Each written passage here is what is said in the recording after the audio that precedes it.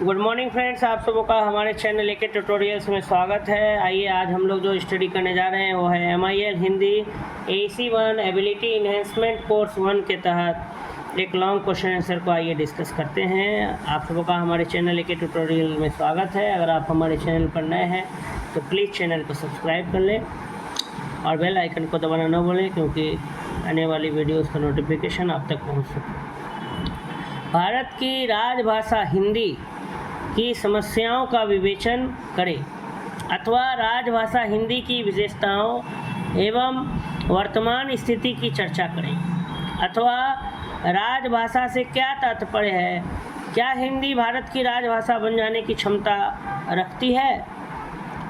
तो इन तीनों प्रश्न का उत्तर एक ही होगा। प्रश्न पूछने के तरीके अलग अलग हैं, हो सकते हैं। भारत की राजभाषा हिंदी की समस्याओं का विवेचन करें अथवा राजभाषा हिंदी की विशेषताओं एवं वर्तमान स्थिति की चर्चा करें।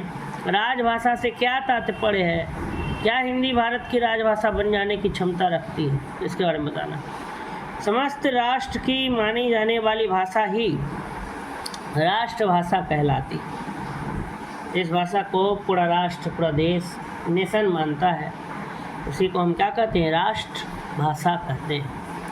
समस्त राष्ट्र की मानी जाने वाली भाषा ही राष्ट्रभाषा कहलाती है। जब कोई बोली विभाषा का रूप धारण कर क्रमशः साहित्यिक रचना का माध्यम बनकर लोकप्रिय हो जाती है, फेमस हो जाती है, तब वही भाषा समग्र मतलब पूरे राष्ट्र के विचार विनिमय का माध्यम बनकर राष्ट्रभाषा के पद पर प्रतिष्ठित हो जाती है। हिंदी भारत की राष्ट्रभाषा है क्योंकि वह जन जन का कंठहार बन चुकी है। इतना ही नहीं, यह देश की संस्कृति एवं देश के आदर्शों तथा देशवासियों की आकांक्षाओं को अभिव्यक्ति करती है। और राजभाषा प्राचीन शब्दावली में प्रयुक्त की जाने वाली दरबारी भाषा ही आधुनिक शब्दावली में राजभाषा की संज्ञा से अभिहित होती है। राजकीय कार्य संचालन के लिए प्रयोग की जाने वाली भाषा ही राजभाषा कहलाती है। प्रत्येक स्वतंत्र राष्ट्रभाषा ही प्रायः उसकी राजभाषा कहलाती है, क्योंकि उसी के माध्यम से वहाँ का राजकाज संपन्न होता है। दरअसल राजकीय कार्यालयों, लेखों और पत्र व्यवहार के साथ साथ आज्ञाएँ जिस भाषा में प्रसारित होती है वही भाषा राजभाषा कहलाती है।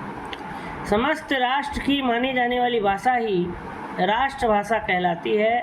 जब कोई बोली विभाषा का रूप धारण कर क्रमशः साहित्यिक रचना का माध्यम बनकर लोकप्रिय हो जाती है, तब वही भाषा समग्र राष्ट्र के विचार विनिमय का माध्यम बनकर राष्ट्रभाषा के पद पर प्रतिष्ठित हो जाती है। कह रही है कि जब कोई बोली भाषा का रूप धारण कर उसका साहित्य में इस्तेमाल होने लगता है, लिटरेचर में, और वो लोकप्रिय हो जाता है और देश का कोई भी विचार हो या विनिमय हो, ठीक है, बातों का, विचारों का एक्सचेंज करने का माध्यम जब बन जाता है, तो वही बोली, वही विभाषा जो है राष्ट्रभाषा के पद पर क्या हो जाती है, प्रतिष्ठित हो जाती है। हिंदी जो है वो भारत की राष्ट्रभाषा है। क्यों? क्योंकि जन जन का कंठहार बन चुकी है। हर लोग जो हिंदी में बात करते हैं, भारत के लोग। इतना ही नहीं, यह देश की संस्कृति एवं देश के आदर्शों तथा देशवासियों की आकांक्षाओं, इच्छा की भी अभिव्यक्ति करती है। और राजभाषा जो है, ये वर्ड जो है, ये प्राचीन शब्दावली में प्रयुक्त की जाने वाली दरबारी भाषा ही आधुनिक शब्दावली में राजभाषा की संज्ञा से अभिहित होती है। दरबार में, राजा के दरबार में जो भाषा का प्रयोग होता था उसको राजभाषा कहा जाता था। और आज जो राजकीय कार्यालय जितने भी हैं, वहाँ पर कार्य संचालन के लिए प्रयोग की जाने वाली भाषा वही राजभाषा कहलाता है। उसी के माध्यम से राजकाज संपन्न होता है। दरअसल राजकीय कार्यालयों, लेखों और पत्र व्यवहार के साथ साथ राजाज्ञाएँ जिस भाषा में प्रसारित होती है वही भाषा राजभाषा कहलाती है। यद्यपि प्राचीन काल से लेकर आज तक हिंदी को भारत की जनता का प्रेम प्राप्त रहा है और जिसको शासन का संरक्षण भी प्राप्त रहा है, तथापि हिंदी का यह दुर्भाग्य है कि आज तक उसको राज्याश्रय कभी भी प्राप्त नहीं हुआ। इसका एकमात्र कारण अंग्रेजी भक्ति है, जो हिंदी को राजभाषा के पद पर प्रतिष्ठित नहीं होने दे रही। यद्यपि प्राचीन काल से लेकर आज तक हिंदी को भारत की जनता का प्रेम तो मिल रहा है और इसके शासन का संरक्षण भी प्राप्त रहा है।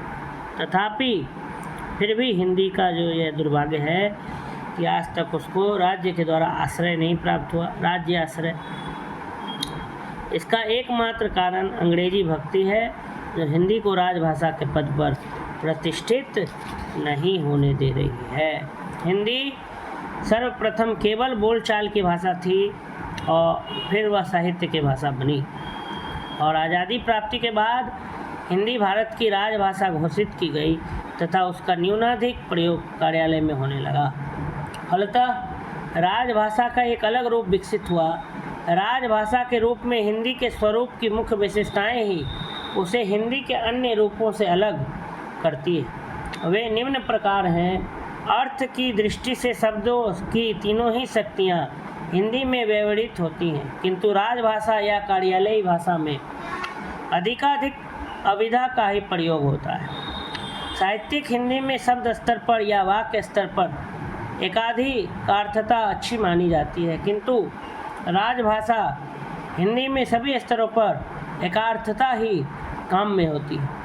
हिंदी की अन्य प्रयुक्तियों से राजभाषा अपने पारिभाषिक शब्दों में भी स्पष्टता अलग है।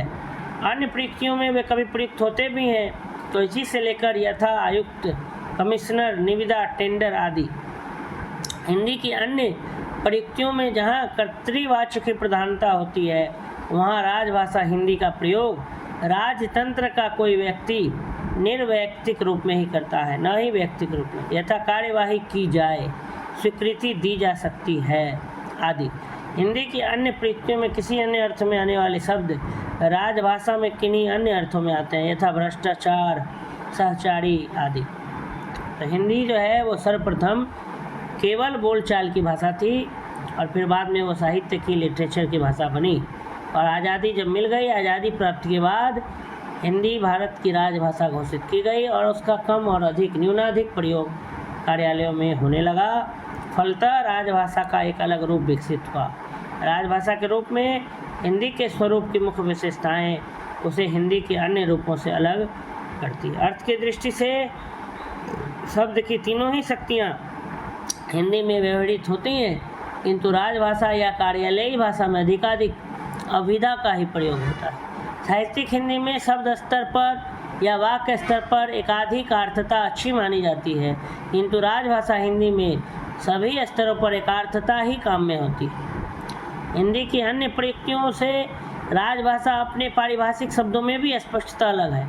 अन्य प्रयुक्तियों में वे कभी प्रयुक्त होते भी हैं, तो इसी से लेकर यथा, आयुक्त, निविदा आदि।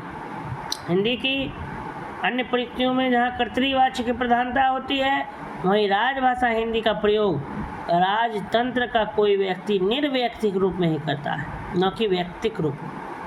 यथा कार्यवाही की जाए, स्वीकृति दी जा सकती है, इस तरह से प्रयोग होता है। हिंदी की अन्य प्रयुक्तियों में किसी अन्य अर्थ में आने वाले शब्द राजभाषा में किन्हीं अन्य अर्थों में आते हैं, जैसे भ्रष्टाचार, सहचारी आदि। तो इस प्रकार से हमने एक क्वेश्चन को डिस्कस कर लिया। आप सबों का हमारे चैनल में जुड़ने के लिए बहुत बहुत धन्यवाद।